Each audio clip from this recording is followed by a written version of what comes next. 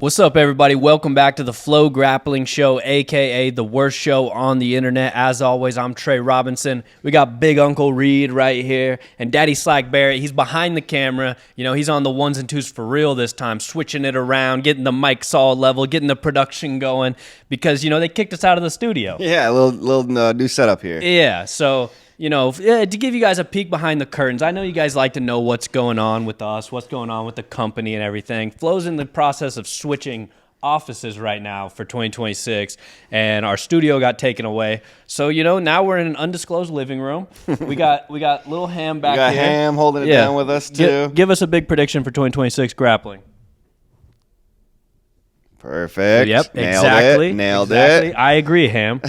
But, yeah, so a little more casual. We're just in you know, a living room talking. Yeah, let us know what you think about the digs, though. You know, we got some new studio kicking. We can make some adjustments and stuff like that. So let us know what you think of the new setup. Yeah, for sure. But I think today we're gonna kind of dive into just some little bit of the news of what's going down in Jiu-Jitsu. Obviously, this is kind of like a downtime. Yeah. I feel like there's not a big downtime in grappling, but it's kind of like this little window around Christmas and New Year's before Euros kicks back up. Yeah, it's kind of like our unofficial off season a little bit here this time. It feels like everybody's kind of training a little bit less. Everybody's eating more, getting out of shape a little bit. You know, only going to the gym once or twice a week a little bit. Yeah, this is my dirty bulk season, as I like to call it. Yeah, you know? yeah. So I really put on some size. Yeah, for real. Just so I can trim back down in time for the gi season. But if there's a time you want to be a little chunky, it's when you're training in the gi. You don't want to be training no gi and, you know, be a little chunky, putting on that rash guard, you know, bumping up to an XL, and now it's still a little tight, you know. But yeah, we'll round up some news, and then I think we're going to talk about what we think could be going down in 2026. That could be some cool stuff for the jiu-jitsu world. But just kind of to kick off some of the news, not to start it off on too much of like a bummer of a note, but I think it's something that we kind of need to talk about just because, you know, we don't ignore it and everything. But if you guys, I'm sure you're probably hip to this, but Hannah Griffith just kind of made a post outlining some of this stuff that everyone's been hearing rumors about. There's been a lot of rumors going on about Izaak Michelle and his exit from Kingsway and everything going on. And Hannah just kind of made a post outlining a sexual assault situation with Izaak Michelle. Definitely not ideal, not a good thing. It's kind of a bummer, to be honest, that this seems to be such a recurring thing in the jiu-jitsu world. Like, it feels like we're just kind of on like time is a flat circle thing where just every so often some big sexual assault thing kind of drops in the jiu-jitsu world.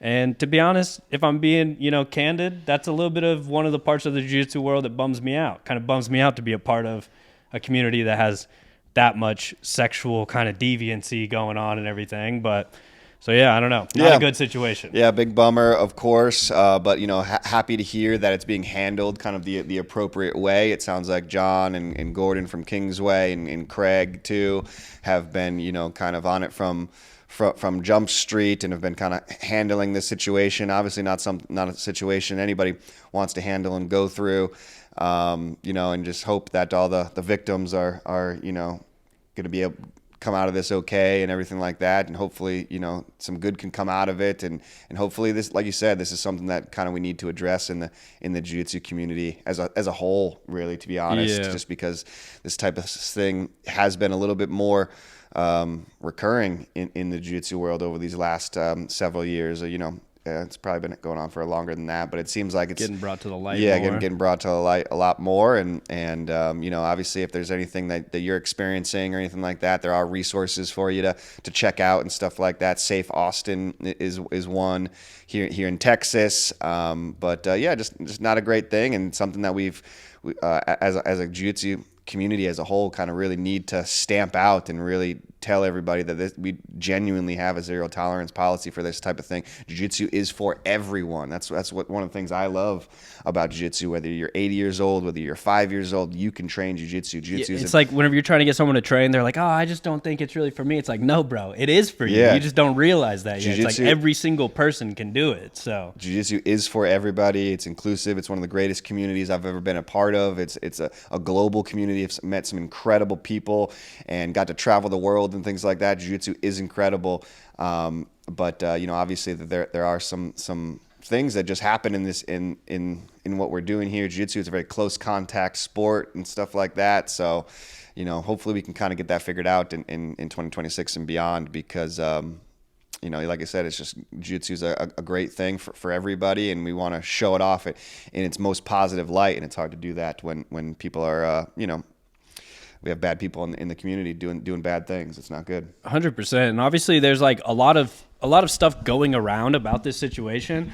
To be honest, I'm not like super, I don't want to like just speak on rumors and things we hear. Obviously we hear a lot of stuff and everything. So it's kind of more of like I'm more interested in like when legitimate stuff comes out, and like Hannah made this, post and kind of clarified some things. So it's kind of like, all right, I'm down to talk about that, but it's like, I don't want to like dive into like, oh, I'm hearing this and I'm hearing that. And there's like, I feel like there's just a lot of rumor stuff getting dropped, and I'm seeing these articles all the time now coming out, and I'm like, man, I don't know. It's like people don't know for sure. So I guess I'm saying that to say like I'm not gonna dive into like this crazy a lot of rumors going around, of course, and just being at FloGrappling, a lot of rumors come across your desk every day, and stuff like that. But good to see Hannah kind of come out and kind of clear some things and whatnot, But yeah, again, just hope she's okay and still training. She had an incredible performance at the Nogi World Championships. Yeah, she kind of went off, which was just maybe I don't know, very close proximity to when it all happened. It sounds like.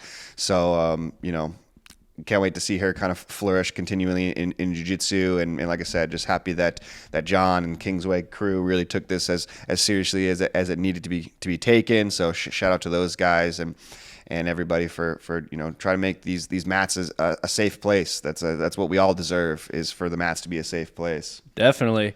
And kind of, to keep it moving, so that's not the only thing we're talking about. Obviously, the FloGrappling Awards is going on right now. Voting's going on. Shout out all the fans of jiu-jitsu out there, everybody casting their vote. We've been getting tons of votes. I feel like we're kind of like almost double the amount of votes as last year in some categories. So things are heating up, though. The race is close for some of these. I think right now the closest vote, I believe, is with the Breakout Grappler of the Year category. A lot of good nominees in that category. I think there's like, was there 3 or 4 of the nominees who are like within like just a couple percent of each other. Percent. So, if you have an athlete that you want to make sure gets the win in this one, like go vote right now. Like this one is close, especially Breakout. Vote as many times as you want too. Yeah, just let it rip. Let it rip. Post it on your Instagram, post it on your mom's Facebook, get your grandma to vote, send a letter to someone who might not have access to the internet. Give them the instructions needed to get access to the internet, and then tell them to vote for the FloGrappling Awards. Let's run this one up, Another one of the categories that I was surprised to see really go off, and is maybe our kind of like most popular category, is that juvenile. That's crazy of the year. I didn't see it coming. Yeah, which is kind of a new category for us. We've done it in the past, but I don't think we did it last year. And obviously there's so much talent coming out there from these younger ranks. Felt like we needed to bring that one back, and it's a popular category. Everybody's got an opinion on who the juvenile of the year is. Is it John Anderson? Is it Icaro? Daniel 220? A bunch of good guys in there. I was skeptical at first. I was like, oh, are we really going to dive into the juvenile thing?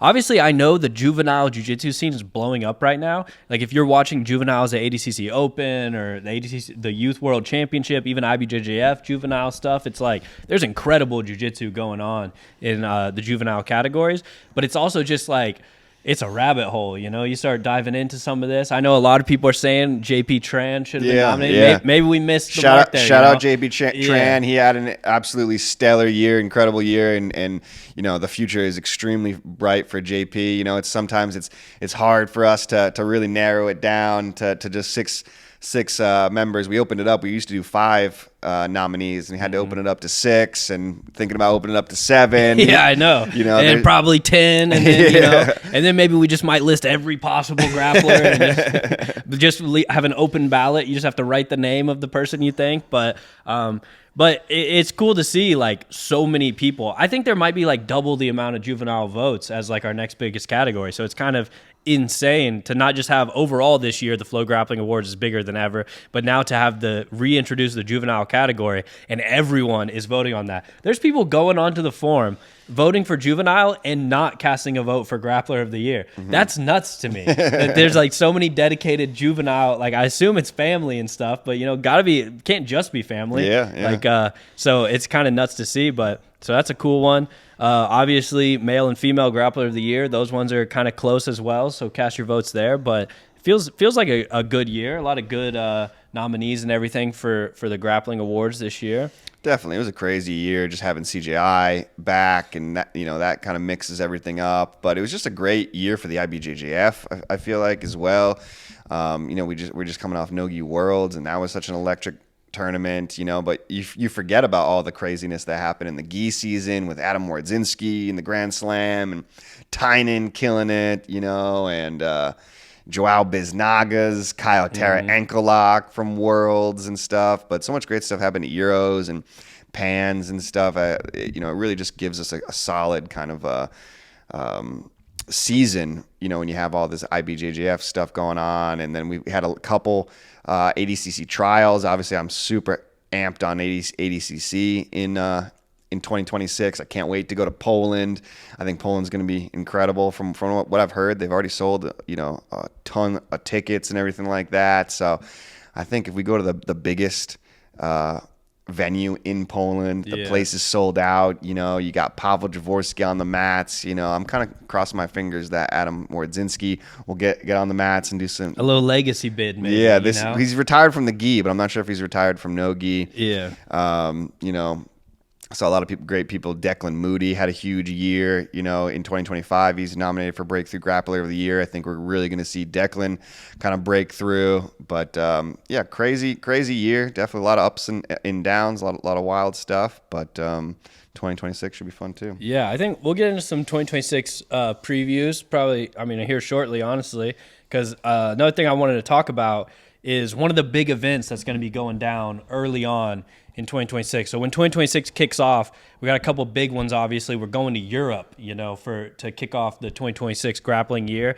We'll have IBJJF European Championships, which is always honestly one of my favorite events. One of the most 10-day tournament. Yeah, it's crazy. I think it's one of their biggest events also when it comes to total participation and everything. It's got to be Euros and Brasileiros are like the Jiu-Jitsu Con might. Oh yeah, be true, up there true. Because they're like doing the double Masters Worlds Jiu-Jitsu Con thing.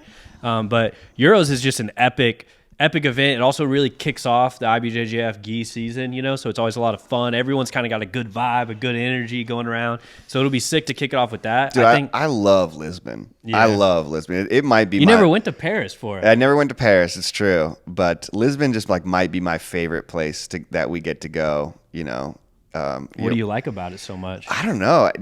Too, it's just like I like the time of year we go, where it's like winter, to be honest, and it's like cold, and you got your jackets on. We're here in Texas, so I don't get to wear my jackets very often and stuff like that. So, but I don't know. It just feels so familiar to it. I think I've been like 6 or 7 times to the Euros now, so it just feels so familiar. But I just love walking down that Liberdade street there with the cobblestones and stuff like that. Yeah, it's got like the roundabout with the big statue on one side. And Marqués then you can de Pombal kind of statue. This guy knows Lisbon, dude. This guy's not messing around. This guy knows a little something or two about Lisboa, Portugal. But that venue is just iconic too, with the like chartreuse green kind of like walls. They hit it a little bit this last time. They kind of covered it up. They put up all the banners and everything, but trying to give it a more unified look. And the European scene is just like awesome too, and it's like they have much more kind of like tight knit teams. I feel like in Europe, whereas like in the United States, it's like Gracie Baja and Atos and stuff, but they're a little bit like kind of more spread out. Whereas like I feel like when you're in Europe and you're at Euros and stuff like that, it's like the teams are going wild, the teams are going crazy, the teams are screaming for their guys and stuff like that. We had the Liberdade? Veterace. Yeah, the Veterace brothers, that was kind of like my big introduction to the Veterace brothers, who are Brazilian, but they both have schools in like Portugal, like I think close to Lisbon and stuff. So everybody was going absolutely nuts. It is like Euros is the time when it feels the most like I don't want to say like an Olympic where it's like all the nations backing, but it's just like such a strong fan base for any European athlete who's kind of doing it, Like I'm sure you were there whenever it was like Tommy versus Herbert and stuff, and it was like, I'm sure everybody the Norway was going crew nuts. is going off, going crazy. You know, it's like the Kazakhstan crew always brings a crew. You have like the ZR team, which I'm not sure if ZR team's still a team, but they had a big Maybe. They had a big European contingent and everything too. And then, oh man, what's his name there? Bruno Lima, always holding it down for the Portuguese guys as well. I watched Bruno Lima fight a bunch of people as a purple belt and was fighting Mason Fowler as a brown belt and stuff like that. Do you have a favorite memory from all your times at the European Championship? I mean, the Tommy triangle on Erberth definitely was a pretty big one, and especially because I was kind of like, you know, we were hip to Tommy kind of like as a brown belt, really. Tommy and Espen were just like killing everybody as brown belts, just like berimboloing everybody, taking everybody's back. So we were hip to them as brown belts, and we went over to Norway and did some content with those guys and stuff like that. And so then to see kind of Tommy graduate to black belt and then have to fight kind of like the most feared guy, at least at that time, he kind of like Erberth was like the boogeyman of jiu-jitsu and one of the scariest guys. Only grappler I know with an AK-47 tattoo. Yeah, that's a pretty crazy AK-47 tattoo. You know, I don't know. It's like Erberth kind of like would dip like to being like really scary to being like the guy who would just like kind of quit first. You know, It's like he had that match with Adam Wardzinski at ACB where Adam like just mounted him and Erberth just tapped there. So it's like there was always some weird stuff going on with Erberth, and obviously he went on to go down a very low dip. And you know, distance ourselves, the jiu-jitsu community, from Erberth as much as possible, hopefully. But that was an incredible one, and then the other incredible one was Felipe Pena versus Erberth there, and where Erberth was just kind of putting it on Felipe for the first, you know, kind of half of the match, and then ended up getting the choke at the end. Those two matches there, Tommy and Felipe Pena, definitely some of the craziest ones. But, you know, I remember Keenan Cornelius had a run where he kind of like, I believe he won his weight and absolute, or maybe I think he closed out the absolute with Hulk, and they rocks, paper, scissors, shoot who got the win, and Hulk got the win.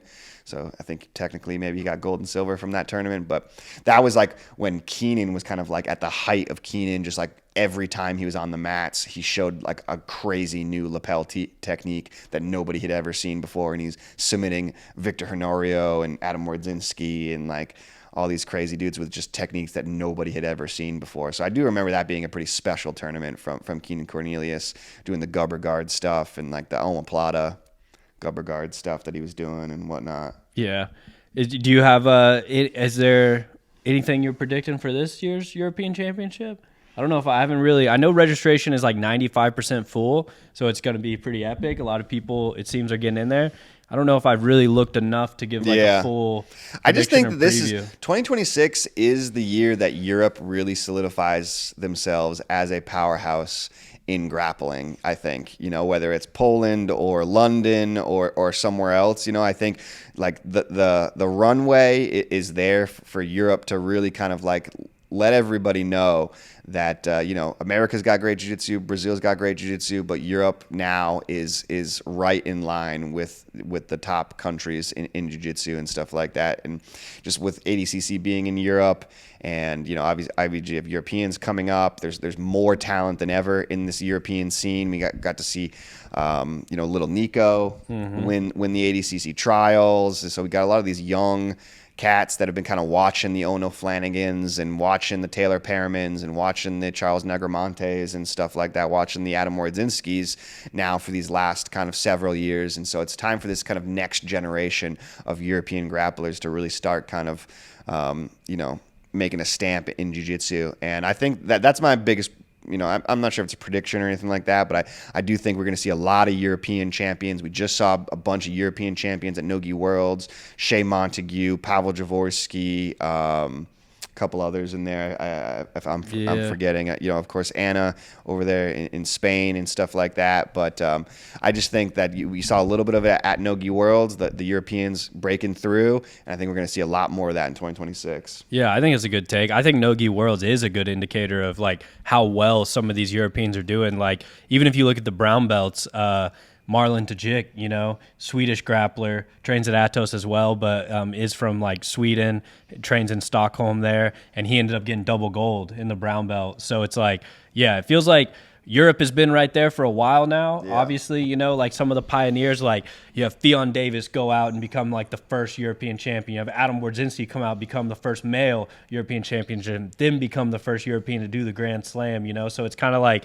the Trailblazers have kind of like taken care of their part of it now, and that path is set that it's like, okay, you can do this. And now it's like so much jiu-jitsu is coming to Europe this year as well that I kind of feel like you're right. Like it is like a primed year to see Europe kind of take over the jiu-jitsu scene. Like imagine a European grappler comes out of ADCC Poland as the champ. Like that would be insane. Imagine a Polish guy gets it done, wins the ADCC World Championship in Krakow, Poland. Like I bet that place is going to go insane, dude. Like it's going to be like a reminiscent of Khabib, Conor McGregor after they fought, and the streets were just flooded with the Khabib fans. That'd be sick. You know? I'll be going out partying in Poland after in Krakow. That sounds sick. That'd be nuts. I don't think you can hang, dude. You think you can hang with a Krakow party scene if they got a Polish champion to get behind, dude? For one night. For one night I can hang. One night in Krakow. Oh, hell yeah. That video would be insane. That'd be a sick one. But the other part of like a little bit of this European puzzle that's being pieced together right now for the 2020. I was going to ask, how many European ADCC champions have there been? I don't know off the top of my head. There's the Norwegian guy. John Olav Einamo there. He's kind of the OG. Yeah. Fought in the UFC and stuff like that. But there's got to be a couple others that I can't remember. Yeah. Roger Gracie. Let us know Roger Gracie. Let us know in the comments if you know some European champs that you know you guys we should be more hip to that we're forgetting right now. But some maybe we can school champs. Yeah, maybe we can look that up, give some more actual info on who the European champs are and everything for ADCC. But can I got some 2026 predictions I want to hit you with. You want to go into those? You got something else? Well, I was just gonna dive into a little Polaris coming up, but we can talk about. Did we talk about the IBJJF Grand Prix? You mentioned it. Not yet. I was gonna get into that one too. Okay, gotcha. You want to? Yeah. You want to keep going on this, and then we'll go predictions? No, yeah. Sorry to. You're the host, brother. No, sorry. Unless to you want me to. No, you want me to host it? No, hey, I'll host the show. All right. No, let's just shut it down. Let's shut it down. You think you're the guy now? This is the end of the podcast? Let's just shut it down, all right? No, I'm just kidding. But I just wanted, because this falls in line with the European thing as well. The second biggest event, we got IBJJF Euros, and then basically the week right after, we're going to have Polaris squads. And this Polaris squads is going to be who's number one versus Polaris. So kind of an epic little cross-promotion thing going on. And now listen, we didn't get all of our WNO champs in there. They stacked the deck against us. Yeah, it's like, hey, what's going on here, Polaris? You guys are picking our squad for us. Okay, fine, I get it. It's your event. You got to do. But, you know, Mika Galvao has a WNO title or two. Maybe it'd be nice. Luke Griffith got a title. Yeah, maybe it'd be nice to get some of these champs over there. I don't know. Maybe we're getting, you know, set up here. We're kind of like, oh, we're all happy-go-lucky Americans flying across the pond to Wales and being like, oh, yippee, we're doing Polaris WNO. And this might be an ambush from the European scene, dude. I might go in there battle ready. I might put my freaking, I don't know what I'm going to wear. Long leather trench coat and like a battle helmet. To be honest, though, if WNO wins this Polaris Squads event, like, that'll be pretty sweet. I agree. That'll be pretty dope. I agree. But got Declan Moody in there. Yeah, so they announced the full squads. So for each, I'll kind of read them out here. We got Team WNO. We got Gavin Corby, DeAndre Corby, Chris Wojcik, Lucas Lira, Declan Moody, and Devontae Johnson. So definitely a solid squad. And then Team Polaris, I mean, this squad is sick as well. Team Polaris is Owen Jones, Mateusz Szynski, Taylor Pearman, Lucas Kennard, Santeri Lilius, and Owen O'Flanagan. So I think we got them when it comes to big boys. How big is Owen O'Flanagan these days? Owen O'Flanagan, a big guy, huh? I mean, he's an 88-kilo guy, but he's also like a freaking Teenage Mutant Ninja Turtle when he takes his shirt off. So it's like, I don't know how big this dude can get if he's not cutting weight and stuff. If he's coming in as the heavyweight, I'm sure Charles Allen Price has got this boy in Trin City, you know, just getting jacked. And that's not me making a steroid allegation. That's what they call their lifting crew. So just to clarify for everybody, they're in the lab over there at Trin City just freaking getting big as can be. Ferris is in there as well. Ferris, sneaky huge dude. Yeah, he's a big guy. Like when Ferris does the double bicep afterwards, it's like, dang, Ferris, I don't think you're supposed to be that jacked. Like, what's going on here? But Ferris is the guy you don't want on top of you for sure. And I'm still Declan too. I keep seeing comments going back and forth, and I keep seeing now Owen Jones, because DeAndre Corby posted a video of him fainting on Ferris and kind of like clowning him a little bit with the takedown at PJ's gym. Kind of a funny little thing, a little funny rivalry going on with the Corbets and Owen and Ferris. Corbies are sneaky. They are. They're not about it. They're quiet, humble guys. But they know how to make a good meme or two. Dude, I think that's something people might not realize. Corbet's hip to the internet. Yeah. Gavin Corbet is like he's a perpetual internet guy. I think he came up where it's just like, you're young and you just are raised by the internet. These dudes can crank out some memes. They can clown you on the internet. So fixed the punching machine in Pittsburgh too. Yeah, true. Smart guy. Engineer. While we were trying to figure out the punching machine, it was like not working, and then Gavin just walked up and started pressing some buttons and removing some cords and stuff. He was like soldering some wires. And then got to work. So. Yeah. So now I keep seeing all these European dudes being like, Corbase, once you land on our soil, dude, we're getting you back for what you did to Ferris. But I'm still petitioning for Ferris to be Team W&O. Yeah. We know he's had a rivalry with the Polaris unofficially. That's why Team I keep W&O. saying. I was like, hey, what's going on, boys? This guy's unofficial team captain in W&O. You're not getting revenge for Ferris. Ferris is against you. I'm trying to turn Ferris against his own team. Ferris has got to be a W&O representative. So, but dude, DeAndre Corby versus Mateusz Szczynski. That's crazy. That's a banger of a match. So this is like looking at these teams real quick. It's like, yeah, it feels like we got some big boys who can make some waves. Declan Moody, obviously, I think is like one of the best in the game right now. I think he just looks better and better every time he competes. Devontae Johnson, one of the most rock-solid grapplers on the planet, especially when it comes to like if Devontae doesn't want you to do anything to him, he can accomplish that, And then Lucas Lira, super sick. Chris Wojcik can submit anybody. The Corby brothers just kind of keep rising more and more. But I feel like those middle weights, Polaris is good, dude. Yeah. Polaris is, when it comes to Szczynski, Pearman, Kennard, Santiri, it's like Santiri's also a guy who's like, if he doesn't want you to do anything to him, you're not going to do anything to him. Yeah, Santiri's a winner. He can lock it down and just win a match. But the Polaris rules, they're a little different, right? Especially for squads. I should have probably got a little more hip to all the exact details. So many rule sets out there. I know. It's tough to keep track. Let's unify. Sub only, no time limit. Unify the rules. Hell yeah. But I believe Polaris is like, it's a set time. Like the squad event goes for like 60 minutes. That's right. And each match is like, let's say like 5 minutes or something. They're short matches, but it's like if you get a submission, you get points. So it's like you're adding up team points as you go, and that person stays out, right? If they get the submission. And so basically it's like some people just need to like get time to pass. Some people need to get submission to rack up points, but it's kind of no matter what, there's going to be 60 minutes of matches that go down. Crazy. So it definitely makes it where it's like when you start looking into that rule specifically in some of these teams, I'm kind of like, okay, who do we have that can like get us a lead with points? Who do we have that can kind of, like manage the clock? There's like a clock management type of thing, This is like NFL teams, they got to have good clock management. I feel like in squads, you got to kind of also have good clock management as well as racking up points. Yeah. But Polaris has some dangerous dudes who can put up points. Taylor, Lucas, and Mateusz Szczynski. Ono Flanagan, I was going to say. It's like those dudes can just like find submissions, Yeah. I feel like. I feel like Mateusz Szczynski specifically is a guy, especially because like we've seen him do it on Polaris. He could go out there and squad wipe. You know what I mean? It's like he can just go nuts. That'd be a bummer. And just like straight ankle lock every single person.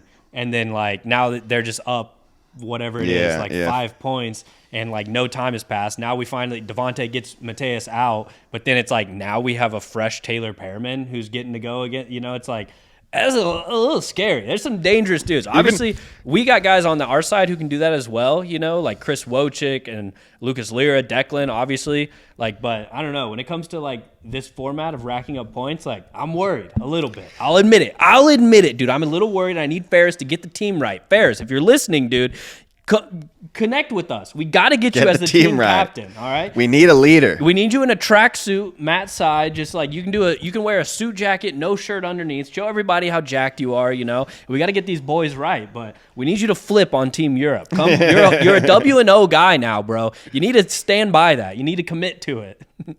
Lucas Kennard is definitely a wild card. I feel like for sure we've seen flashes of how good Lucas is, and then we've seen flashes of kind of, I don't know, I don't want to say a boring Lucas, but just somebody. I mean, it's fair to say. Yeah. Like Lucas versus Chris, that was a boring match, right? Yeah. It was just two guys who are so good at what they do, just kind of nullifying each other. But yeah, I think it's like that's not what Chris and Lucas are overall. It's just like every grappler is capable of a boring match. These guys are also capable of insane matches.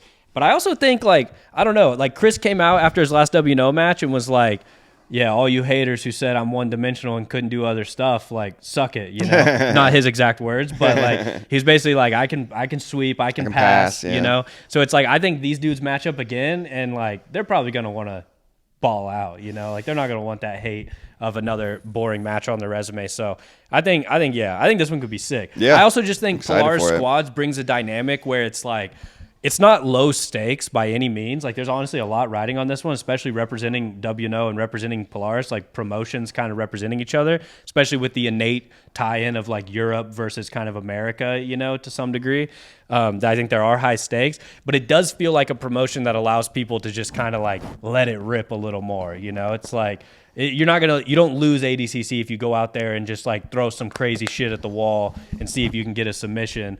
But like You're going to get multiple matches. Yeah, your teammate's going to come back out there if you don't get it done. You're going to get another round or another matchup. So I feel like this one could be could be a banger of a way to start the year. I'm just so excited that Polaris is now on FloGrappling again. Yeah, Polaris is one of the premier super fight shows, in the world, and it's obviously been on Fight Pass for a long time. We've watched along for a long time. Is there? It started, we did Polaris 2 on FloGrappling all the way back in, I believe that was 2015. So it's a kind of a full circle moment, and I've been to pretty much every jiu-jitsu tournament there is at this point, except for Polaris. So I'm excited to kind of finally get an up close view of what these guys are doing there, and it just shout out to them for doing it for 10 years now too as well. You going out there for this? We gonna see Uncle Reed in Wales? Hopefully, I've been to Wales. I've never been to Wales. So. I've been there. I've been to Swansea, baby. The people told me. Swansea they said in January. Yeah, they told me. They said, Trey, listen, man, don't go to Swansea. Don't do it. Don't take the Great British Rail from Paris to I took something from Paris to London, and then the Great British Rail from London to Swansea, and I did it anyways, and I love Wales. I'm a Wales guy. Got the cool dragon on their flag for sure. One of the coolest flags. Who do you think has the coolest flags in all the world? I got two that I would throw out there right away. Coolest flags in the world? Yeah. Nepal. Nepal's got a cool one. What do they have? They got it's like a little like double triangle, small Okay. flag. It's like not a flag. square, I think. Saudi Arabia has the sword on the flag. Actually, I got three. That one was pretty cool. But the Wales flag has got the dragon on it. I mean, the Wales flag with the dragon, the white and green, I believe, that one's sick. I would put it up there, one of the best flags. I'd put Mozambique up there because they got an AK-47 on their flag. That's nuts to put. I believe it's Mozambique. Mm-hmm. That's wild, dude, just to throw an AK-47 up there, let everybody know that you're not messing around. And then the other one is Albania, the Albanian flag, like the black or the red with the black like bird, I don't know if it's like a falcon or what it is. Yeah. But so those are some sick. That's flag talk on the FloGrappling show. Truthfully, for you guys. I'm a Stars and Stripes guy, though. Yeah. I just listen. I don't want to get hate for being an anti-USA, Star Spangled Banner type of guy. I think it's an iconic flag. I think it stands for such great stuff. It's an incredible flag, but from a graphic design perspective alone, it's not the coolest flag. It's not quite the sickest flag. What it stands for? No, Japan's got a sick flag too. That was pretty cool. Japan's the rising sun. Yeah. Japan does have a good flag. So, anyways, that was Flag Talk. Thanks for tuning in to Flag Talk. New segment on the show, Flag Talk. But Polaris obviously going to be sick, and then right after that, I think in February, we got the IBJJF No-Gi Absolute Grand Prix. This 2026 is just shaping up to be a banger. It's loaded. From the rip. And then even later in the year, we got ADCC, we got CJI3. You know, it's like, dude, 2026 is going to be an epic year for jiu-jitsu. But this IBJJF Absolute No-Gi Grand Prix, we got 2 people announced. I think one more just came out right before we announced this, if I'm not mistaken. Maybe I'm leaking stuff. I don't know. But so far, it's been announced that Michael Pixley and Victor Hugo are in. And I believe they just announced Nick Hartman as well. So we got 2 dudes who won No-Gi Worlds at Brown Belt, Pixley and Nick Hartman, who I think are just a couple of the best grapplers out there, to be honest. And then Victor Hugo, a tried and true black belt world champion, you know, one of the best to do it right now. Like an epic 3 to start off that No-Gi Grand Prix. What are you thinking of that one so far? Yeah, no, excited about that as well. You know, IBJJF has done these Grand Prix kind of more recently, and they've kind of dabbled in the gi, dabbled in no-gi, but I'm excited to see that this is going to be a no-gi Grand Prix. And, you know, Pixley, Hartman, Victor Hugo, that's already kind of... Nick Hartman's out. Okay, they announced cool. it. So, yeah, Nick Hartman, Pixley, and Victor Hugo, that's already kind of 3, like, wild cards, you know, and guys we haven't seen face off against each other, fresh matchups. So that's exciting. And, you know, Pixley has punched his ticket to ADCC. Nick Hartman still trying to punch his ticket to ADCC. So Victor Hugo will probably be there. I'm not sure how that all work out.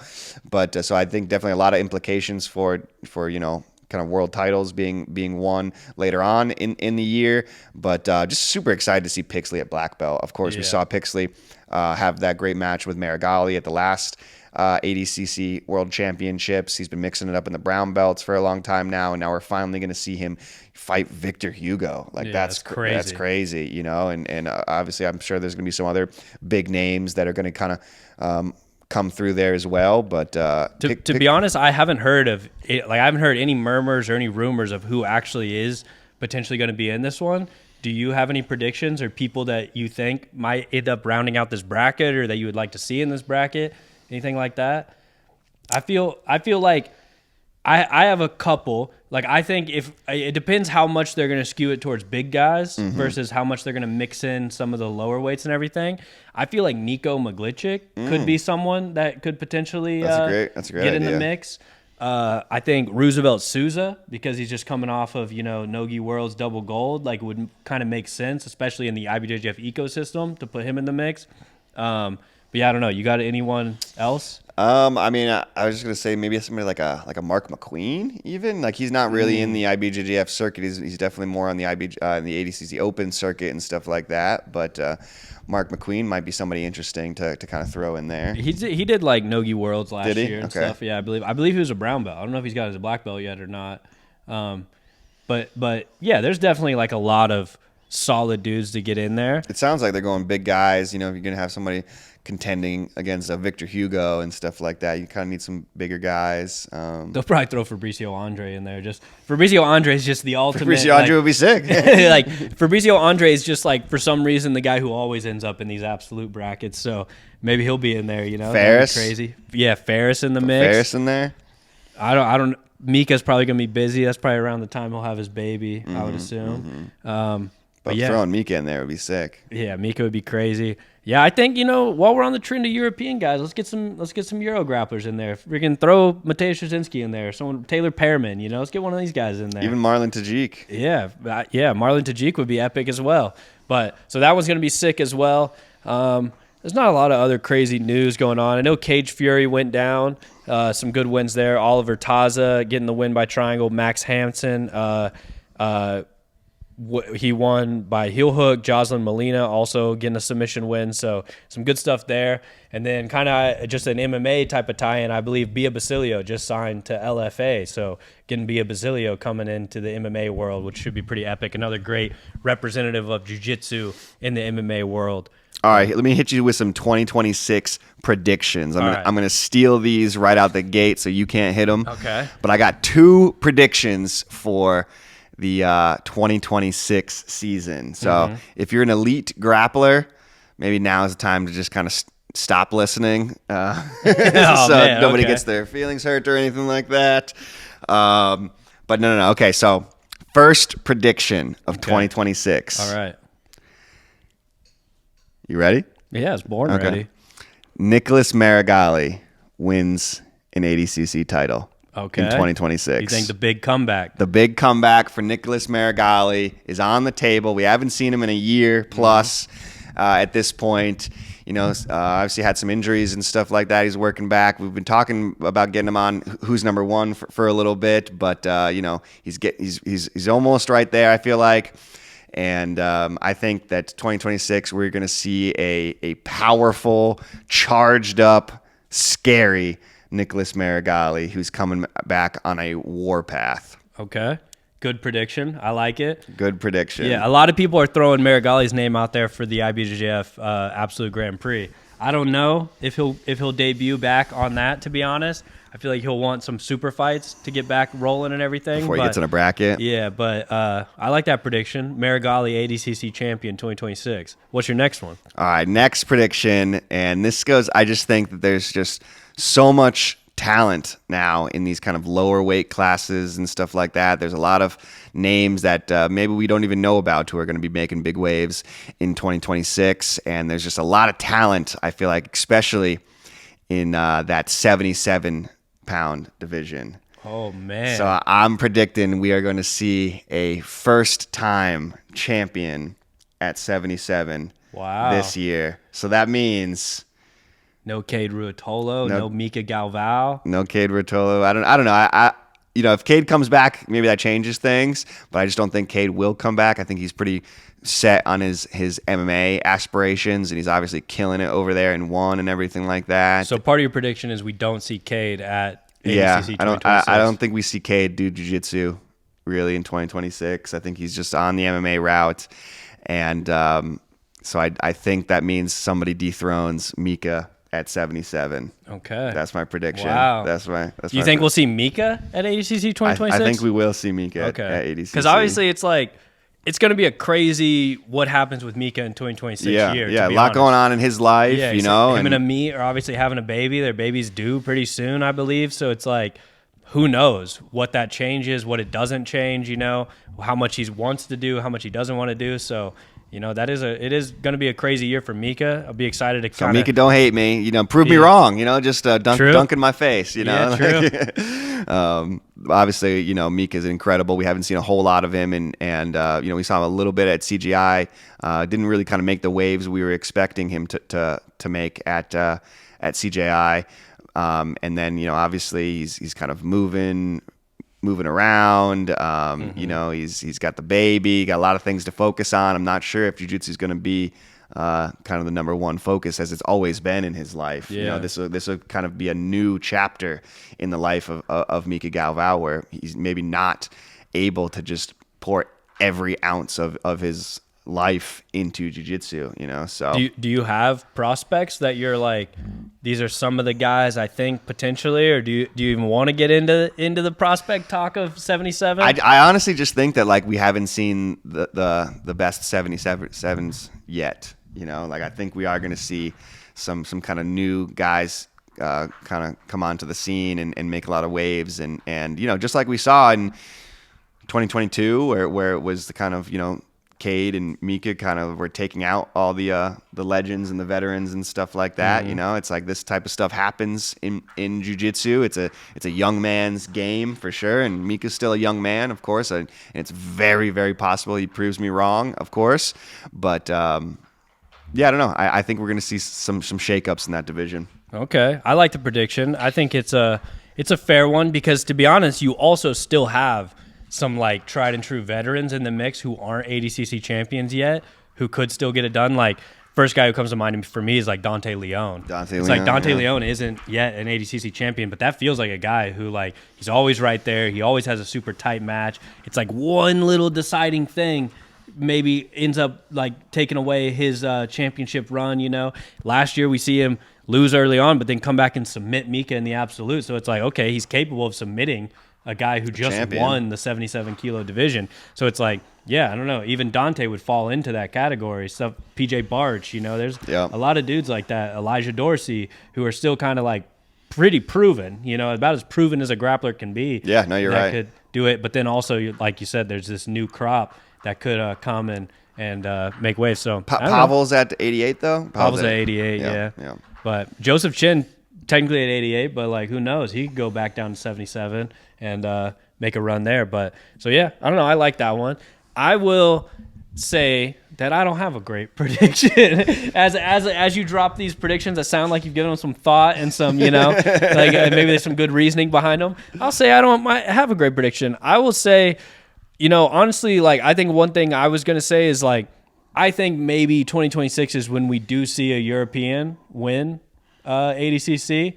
I don't know what division, to be honest. Like it just feels like now is the time for a European guy to, and I know it's been done before, but like it's time for a European guy to take over one of these divisions and get the win. But then, you start thinking about it and I'm like, man, 88, dude, like after Giancarlo won his second one, like hard guy to dethrone. I don't know if I'll ever bet against Giancarlo at ADCC, at least until someone like proves that they can knock him off. Like I might say that I'm maybe leaning towards Giancarlo as a three-peat champion at 88. He just feels like, I know Giancarlo takes losses in other events and other rule sets and stuff, but not really ADCC. Yeah, this guy's just like the king of ADCC right now, especially at 88 kilograms. And I know like obviously the Kingsway stable comes so prepared, like so focused for ADCC. Like that is kind of like when it comes down to it, their total mission is winning ADCC gold. And so it's hard to bet against Giancarlo at 88 for me. I kind of, after he won last year, I said I wasn't going to bet against him again, so I feel like I should stay true to that, and maybe I should just throw the prediction out that I think Giancarlo becomes three-time champ. Might be one of my predictions for 2026, but that's just so hard to say, though. Yeah. You know what I mean? Like knowing all these dudes who are going to be in the bracket, who are going to be coming to win the next round of trials and everything, like it's hard to do, but maybe that's my prediction is Giancarlo, three-peat champion. But then on top of that, yeah, like I said, I do think maybe a European gets it done in one of the other divisions. And I'm going to also say this is an early year prediction. So maybe there will be egg on my face early on in 2026. I also think a European wins the European Championship for IBJJF. I don't know who it'll be, but I just think like, yeah, Europe, like you said, this is the year that they can really kind of take over, solidify themselves as like, there's not a gap between Brazil. Exactly. It's like America, I think, has closed the gap where it's like, there's no gap between America and Brazil now when it comes to like high-level competitors. And I think maybe Europe, like we were talking about, is now going to need, like they're going to take this year to kind of close that and be like, there's not really a gap between us either anymore. And I think maybe it kicks off early with a European winning the European Championship. It was Adam last year who kind of did it, and we saw obviously like Tarek won Nogi Worlds. So Pavel won Nogi Worlds. A lot of these guys getting it done Nogi now. I think some people don the kimono once again, kind of come back and some Europeans bring home some gold at the European Championship. So that's an early year prediction. So for anybody watching at home, you can tell me early on that I was stupid and I was wrong. So keep a tab on that one and let me know whenever the European Championship comes around. But any other big? Got another big prediction here. I think which camera am I looking at, Slack? This camera right here? All right. I think this 2026 is the year that you finally get a FloGrappling subscription. That's right. It's the year. It's the year you finally pull the trigger and get a FloGrappling sub, because it's going to be a crazy year. You sign up right now, you get Polaris, you get all the IBJJFs, you get ADCC trials, ADCC World Championships. Don't sleep on this year. There's going to be plenty of good shit to watch. True. All right. So let's see if that one comes true. Yeah, we're counting on you guys to make that one true. So go ahead and do us a solid here, so we at least get one prediction correct. But and then we got guys like Kynan Duarte. We didn't really talk about. Coming back, of course. He had potentially you're going to see Kynan versus Gordon. I don't know if Gordon's going to do it or not. Definitely could, but who knows? That'd be a crazy one. Kynan versus Mika in the Absolute or something like that. But. Tynan, Dalpra, of course, had an incredible year last year. Dude, there's a prediction for you. Do we see Tynan Dalpra at the 2026 ADCC World? Yeah, or at all. Oh, at ADCC. I was going to say wait, is he signed up for Euros, right, I think? Yeah, Tynan? I believe Tynan, Cole, Pato. The AOJ crew signed up. I think they submitted their registration, but I don't know. Yeah. No, man, it felt like Tynan was flirting with Nogi for a minute there, and he was talking about doing ADCC and getting into the Nogi scene. Of course, he did a couple Who's Number One matches and stuff like that, but it just doesn't seem like he's as hot on the Nogi stuff anymore, and maybe he's a little bit more just kind of focused on winning his his fourth or fifth world. This will be his fourth. Yeah, if he wins his fourth this world year. title. So That's a good point. That's a big milestone that obviously all these grapplers want to hit. So he could just be locked in on getting that one done, winning the fourth world championship. But yeah, I don't know. Some good predictions. Hopefully you guys enjoyed that one. You got anything else before we get out of here? No, I think that's it. Kind of a chill time right now. Not too much going on in the jiu-jitsu world, but good time to make some leaps in your training too, while everybody else is just pigging out on some food and whatnot. But I don't know. So you got to get into the gym, I guess. Yeah, true. I've been thinking about pirating Craig Jones's new Octopus 2.0. Yeah, Octopus Guard is fun. It is fun to play and mess around with for sure. So. Yeah. It's also fun. I'm becoming an octopus guy in 2026. You're an octopus guy? That's my prediction. No way, dude. My prediction is that Reed does not become an octopus guard guy in 2026. Dude, I'm sweeping this dude tdude tonight with octopus guard. No, Reed's going to sweep me tonight, no doubt. And it's just going to be with the most old school traditional collar sleeve you've ever seen.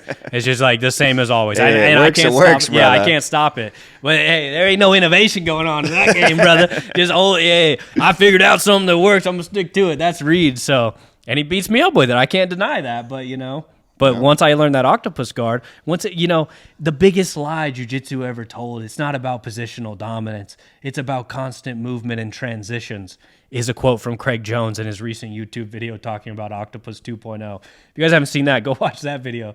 Craig basically... I haven't watched that one yet.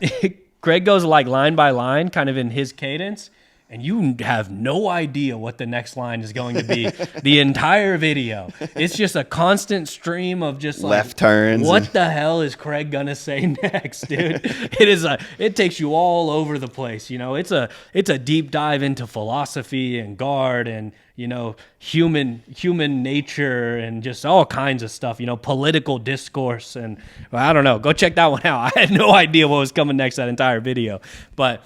Yeah, so I think that's pretty much a wrap here. In the new studio? Yeah, in the new stew right here. Undisclosed living room somewhere in Texas. We'll give you guys that. Somewhere in Texas, but we're not giving any more information about this. But hopefully we'll be in a new studio soon. Hopefully this one wasn't too bad for you guys. Hopefully you enjoyed it. But next episode, we're going to be crowning the new FloGrappling Awards champions. So get your votes in if you haven't got your votes in. Voting is, it's going dummy right now, so don't miss out. You're going to want to be a part of that. And on January 5th, we're going to announce the winners for all the categories. So thank you guys for watching. Thank you for tuning in, as always. And we'll see you guys in the next episode.